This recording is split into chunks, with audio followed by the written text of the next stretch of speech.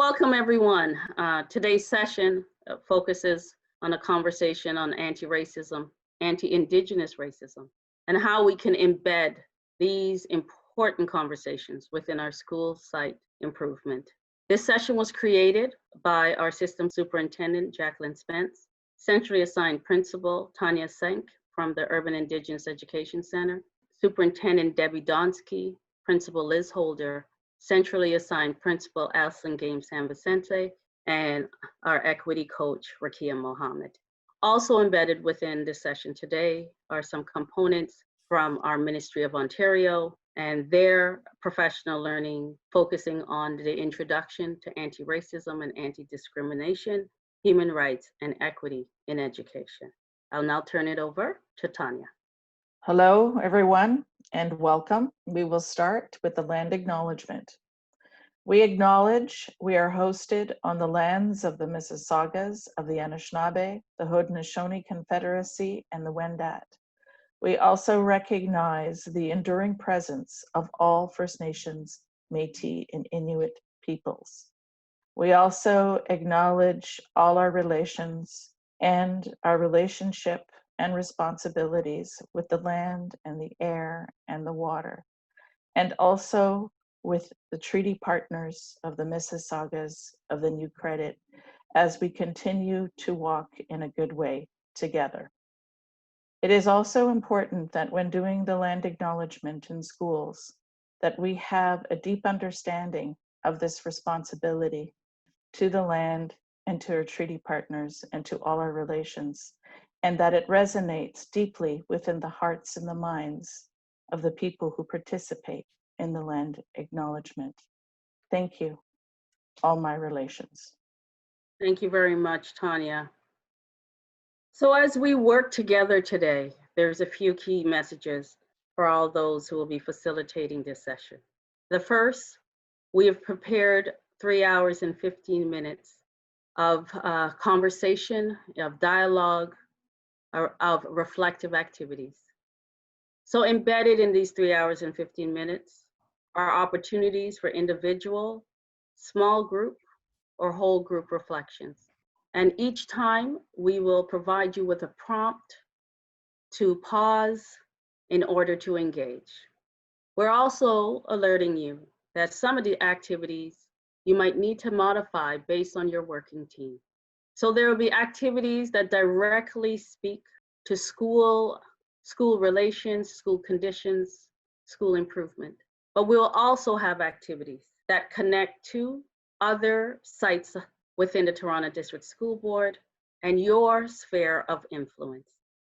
This video will be accompanied by a slide deck in which you'll be presented with in our conversations, as well as some additional resources to support continued conversations as you continue to build your plan on how we will continue to work through anti-racism, anti-Indigenous racism, anti-Black racism throughout the course of the year. So to begin today's learning, we will turn it over to our system superintendent of equity, anti-racism, and anti-oppression, and early on, Ms. Jacqueline Spence. Welcome to the start of a journey of learning that begins today with a commitment to Indigenous education, equity, anti-racism, anti-Black racism, anti-oppression, and all other forms of racism and discrimination as clearly outlined in our multi-year strategic plan. These commitments are grounded in our ethical and legal obligation to human rights in the Toronto District School Board and the province of Ontario. As we begin to re-engage with our communities during this unprecedented time of a global pandemic, we must take note that this experience has surfaced so many inequities within our school communities as well as the wider society. In this anti-racism session, we have created opportunities for school communities to begin to think deeply and intentionally about underserved students and their families and the barriers that they may face in accessing an optimal education, which requires full participation. For others, we are providing an opportunity for you to begin these conversations from your various locations. As we move through the various components of learning today, there will be a chance for you to engage in critical reflection about the pedagogical and leadership decisions that are made on a daily basis that either support or further marginalize underserved students. This will set the context for the school improvement planning process that will support the school's goals, determined through an examination of data with the support of parents, school staff, and the wider community. For others, these moments of critical reflection will also lead you to think about the day-to-day leadership decisions you make and how those decisions impact the lives of the various stakeholders we serve. Thank you for all the hard work and dedication you provide to the Toronto District School Board. Today begins an important conversation with direction to our work as committed equity leaders. Thank you, Jackie. So our learning goals, as Jackie mentioned today, is for us to really understand context. And we're going to build some common understandings around anti-Indigenous racism, anti-racism, and colonialism. As Jackie stated, we're going to engage in some self-reflection to foster some deeper understanding on anti-racism practices. What does that look like and how are we implicated? We're going to have a section today that focuses on creating conditions upon entry.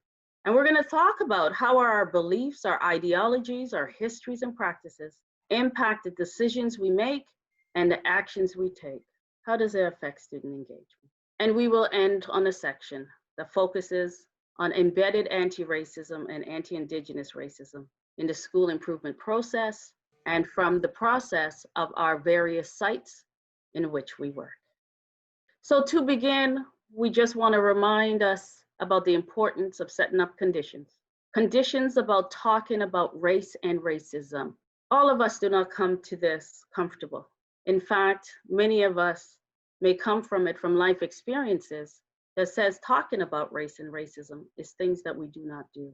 But to dismantle and disrupt, we must. So the 4 agreements we're putting forward for you to think about, consider, and engage in comes from the work of Glenn Singleton and speaks to the need for us to stay engaged, no matter what the conversation may hold.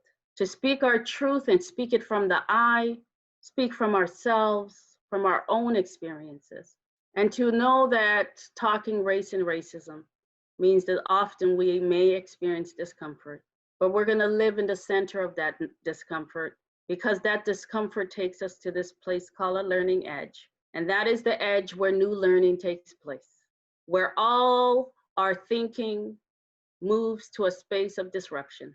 This is where we need to be if we want to dismantle and disrupt. And finally, we want you to be open to ambiguity. And as we've stated in the very beginning, this is a beginning of a year-long and beyond work and conversations.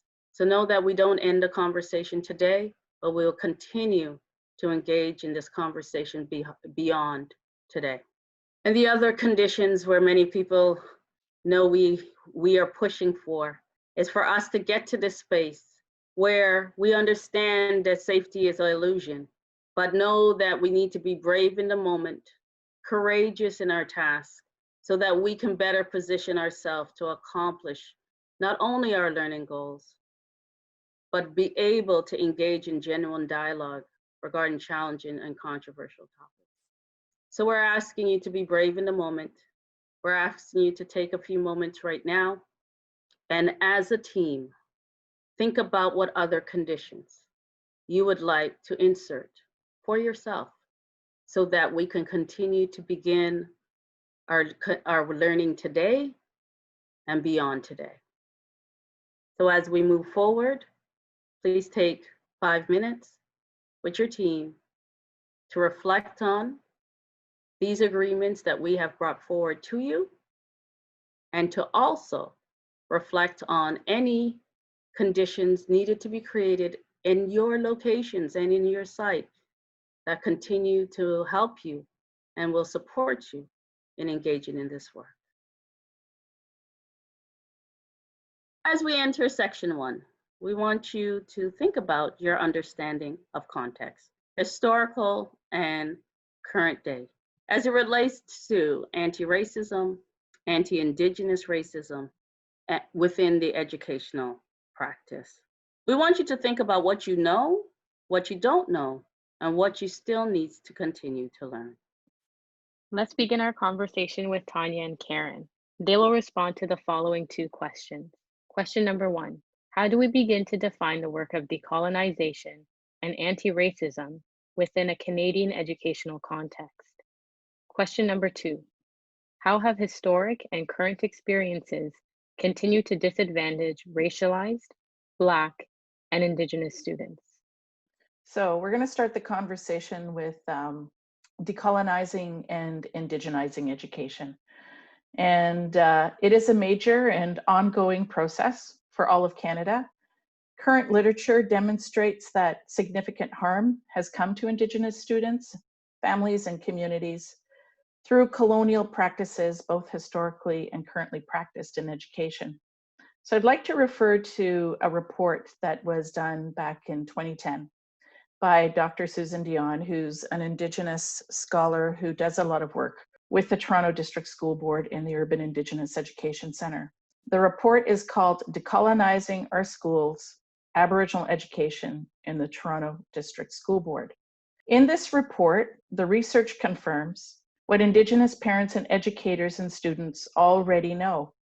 Institutions of formal schooling, including the Toronto District School Board, are failing to provide Indigenous students with the education environment and experience they require to achieve success. Students in the urban setting confront particular problems since they may not be recognized as Indigenous and are hidden in plain view. This produces particular challenges such as recognizing Indigenous student populations and then also further contributing to the erasure of Indigenous contexts and indigeneity, which is problematic. Although there has been progress made in the TDSB over the past 10 years in setting the conditions that support Indigenous student success, we know that there is still a long way to go. Schools and learning environments must be transformed in order to decolonize and indigenize learning spaces, as is what the recommendations in the report are. That being said, a second progress is underway. That report, a progress report, and the Toronto District School Board recognizes Indigenous education as a priority and is committed to supporting collaborative working relationships between the UIAC and the Toronto District School Board, the UIAC being the Urban Indigenous Education Centre. That's the acronym. Departments and external partnerships for necessary and comprehensive change to be accomplished. We work within a framework that is referred to as the 4 R's, and this is developed by Indigenous scholar Verna Kirkness and also Ray Bernhardt. And it is rooted in Indigenous ways of knowing and being, and it speaks to Indigenous education as a pedagogy of relationship, because relationship is everything, all my relationships. Within Indigenous paradigms, everything is interrelated. So this is based on those 4 R's, which are respect, reciprocity, relevance, and responsibility. We continue to provide professional learning opportunities in decolonizing and indigenizing education, working with and learning from Indigenous elders, knowledge and wisdom keepers, students, community members, artists, and scholars, working with the Urban Indigenous Education staff and across the Toronto District School Board. It has been 5 years since the findings of the 2015 Truth and Reconciliation Commission of Canada calls to action. The Truth and Reconciliation Commission is a component of the Indian Residential Schools Settlement Agreement. Its mandate is to inform all Canadians about what happened in Indian residential schools. The Commission documented the truth of survivors, families, communities, and anyone personally affected by the Indian residential school experience. That includes First Nations, Métis, and Inuit former Indian residential school students, their families, communities, the churches, former school employees, government, and other Canadians.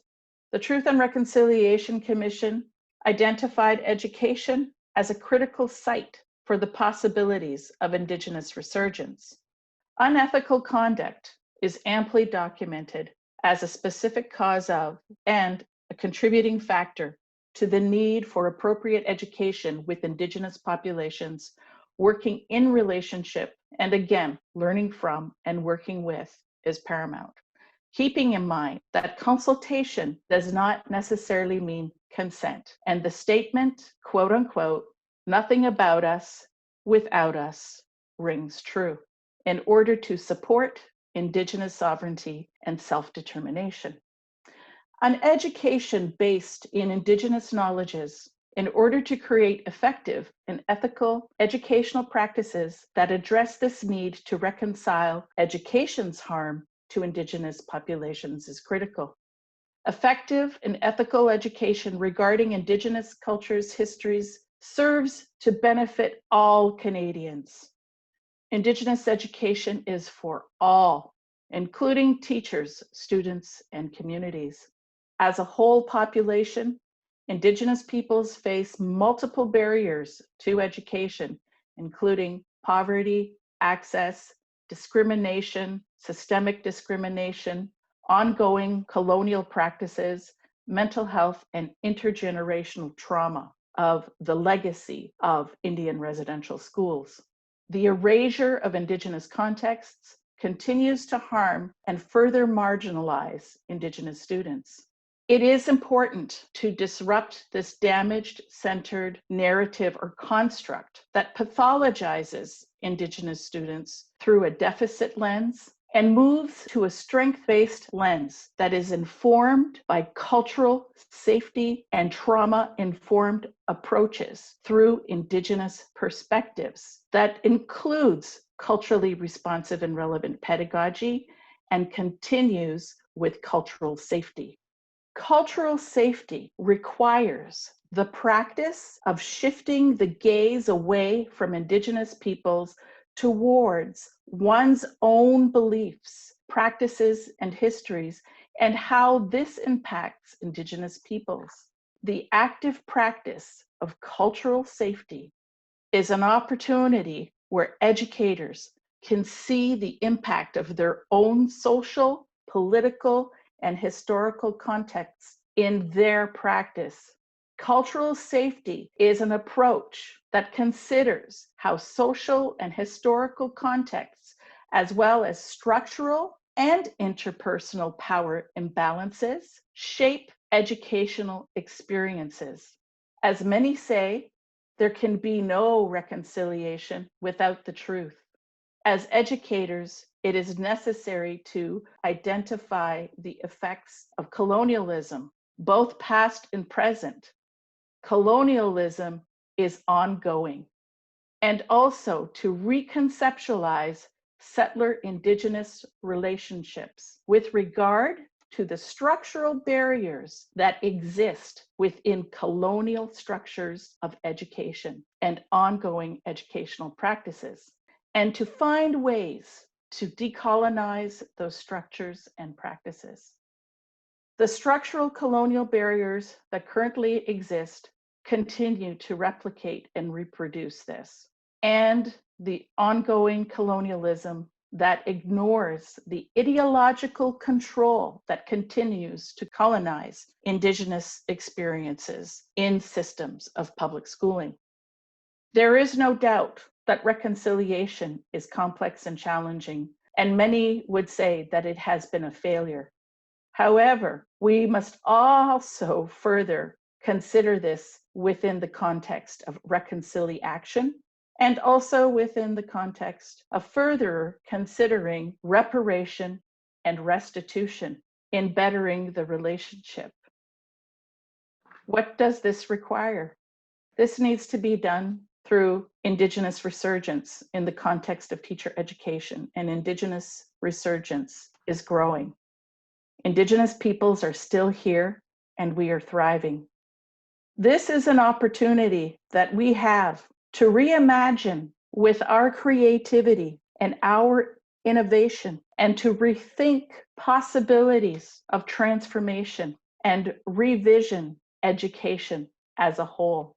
Decolonization and indigenization envisions knowledge production based on balanced power relations between Indigenous peoples and Canadians within systems of public schooling, in creating a dynamic and vital present and future, one that is worthy of our ancestors. However, we know that this road will be bumpy, and we will continue to do the work that is needed in the larger coexistence and a better world for everyone. We will continue to talk about ideas of Indigenous resurgence, Indigenous survivance, and how we move together in a good way with a commitment to furthering what it takes to learn, to unlearn, to relearn. And I know we've heard that quite a bit. So let's do what's needed. Chi-miigwech. Thank you, Tanya. So let's do this. So what does this mean? What it means is, as Tanya spoke about, that we have a long-standing and documented history of racism and racial discrimination in Canada. And this legacy affects our disadvantaged Black, Indigenous, and racialized not only students, but people in our communities. So I thought the best way I could answer this question is to take it back to Sankofa. And what is Sankofa? Sankofa is a bird. It comes from West Africa. Sankofa is out of the Twi language from Ghana. And Sankofa means we go back and we get it. And what that says is that you can't move forward in your future if you don't understand and know your past. So when we think about racial discrimination and racism, and when we think about the acts of anti-racism, we need to understand how racial discrimination impacts all of those around us. And this is how it impacts, even if it's intentional or unintentional, subtle or non-subtle. Because these impacts, these actions, these racist actions, changes the life chances and the well-being of our students, of their families, of the communities in which we serve.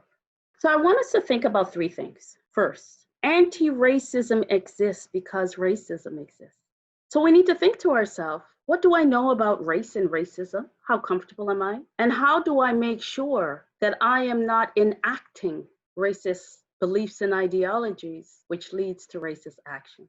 So we know anti-racism is about the practice of identifying and challenging values and structures. And these structures and systemic structures impacts all of us. We know racism is about this relationship of unequal power. It's about how we engage with ideologies that were created out of white supremacy. And this is how this unequal power advantage some over others. So when we think about racism existing, we have to understand that racism doesn't always look the way you think it looks like. And how does that impact students? Is because sometimes it appears in ways that we don't even think about. Second thing I want us to think about, anti-Black racism exists because racist actions are deeply rooted and entrenched in Canadian institution policies and practices. Long-standing issues of race and racism, and it manifests itself in education based on the conditions in which we create.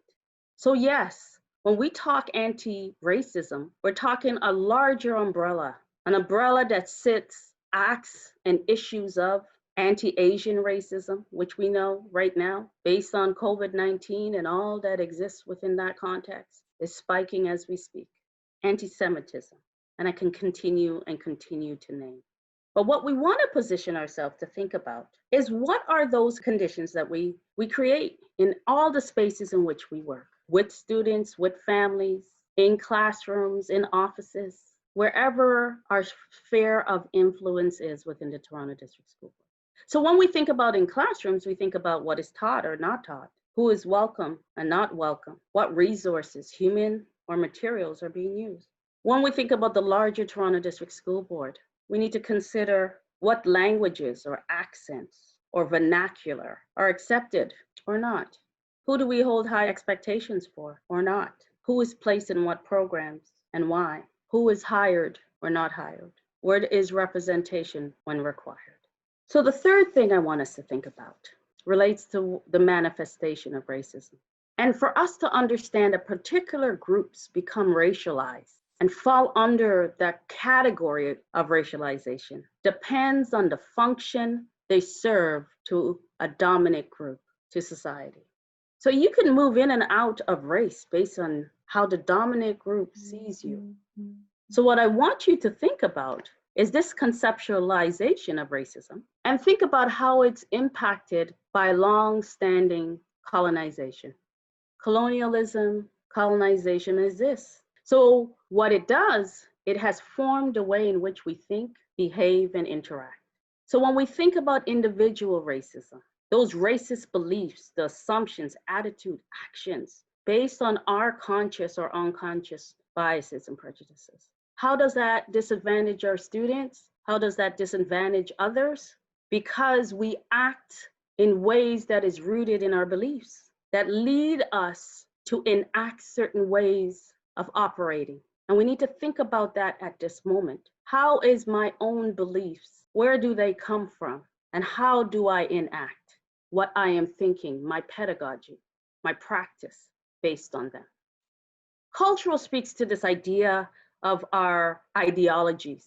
So I want you to think about, if you believe about superiority and inferiority, if you believe one group has power and privilege over the other, then guess what? Those notions of domination represents the messages and the stories that conveys what you're thinking and how you act. So within this, you need to think about, where do I position my ideology? Where does it come from? Where did I gather that belief that makes me act in a certain way? And a practical example is about, as I mentioned earlier, in terms of curriculum, what you teach or what you don't teach and why, and who you hire or not hire and why. When we think about institutional racism, I want us to think about policies and practices that we hold on to, even when the data shows us that they create inequities and they create discrimination and they're forms of injustices. And if we are committed to this idea of disrupting or dismantling, we need to understand what these policies are, what these structures are, what these practices are that we hold strongly to, that allows us to continue to maintain the status quo. And the last thing I want us to think about is system and structural racism. Racism is systematic, it's structural, because it goes back to the first thing I said. It is long-standing. It's rooted in colonialism. It's rooted in white supremacy and power. So you need to think about, what are those systems that maintain the status quo that we have kept because that's just how we do it. And that's how we've been doing it for a very long time. But as we move forward, we need to think about those systems and those structures and think about how we are implicated and think about who is affected, as Tanya shared, by those actions. So what is our role? Our role is disrupt and dismantle. How do we do this? We do this by understanding that colonialism, colonization, and racism exist, and it continues to impact within current day context. And what do we need to do? We need to figure out what we need to continue to learn, because every day something happens that reminds us of how we are implicated in anti-racism and anti-Indigenous racism in our practices. So we're asking you now for the next 15 minutes to take some time to engage in an activity. The activity we're asking you to engage in is one also shared provincially, and it's about understanding and confronting colonialism. You don't know what you don't know, and we say words and we say terms, but until we understand the root of colonialism, the way it has created the status quo, those 4 stages, individual and institutional and cultural and systemic racism, until we understand where they're rooted from, we have a hard time moving forward. So in this task, we're asking you to look at 3 slides that is going to follow this component. And we want you to use these guiding questions to support your conversations. So we want you to talk about, after you've looked at those slides and reflected on the conversation Tanya and myself had, on the following. How do you understand colonialism within the context of public education? What were your thoughts? What do you know?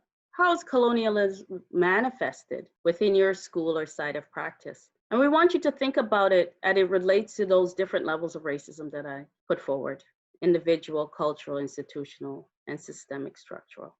And the last thing we want you to think about is, how do you begin to confront and dismantle anti-Indigenous racism, anti-racism, and anti-Black racism within your sphere of influence? We want you to take 15 minutes from now, and we'll see you after this moment of reflection. Thank you so much for taking that time. I'm moving on to Ms. Tanya Sank to give us our final thoughts for this section. Tanya. Thank you, Karen. As was mentioned, systemic racism exists, and particularly anti-Indigenous racism is evident in discriminatory federal policies. It exists in policies such as the Indian Act and the residential school system. It also manifests in the overrepresentation of Indigenous peoples in provincial criminal justice and child welfare systems, as well as inequitable outcomes in education, well-being, and health. That was mentioned previously. Individual lived experiences of anti-Indigenous racism can be seen in the violence directed at Indigenous peoples and through missing and murdered Indigenous women and girls and Two-Spirit people. Now, with this final thought, this is what Senator Murray Sinclair said. He was one of the high commissioners. Education is what got us here, and education is what will get us out. So to further reiterate, it is important to know our history and our present as it affects our future. The other thing I'd like to say too is, during the release of the Truth and Reconciliation Commission of Canada's calls to action, it's important to consider the Truth and Reconciliation Commission of Canada's calls to action as one wing of an eagle. And the other wing of an eagle is the United Nations Declaration on the Rights of Indigenous Peoples. So we look forward to this journey together. Thank you, Karen. Thank you, Tanya, and thank you for this conversation. Everyone, as we move into section 2 and segment 3, we continue to learn as we move forward.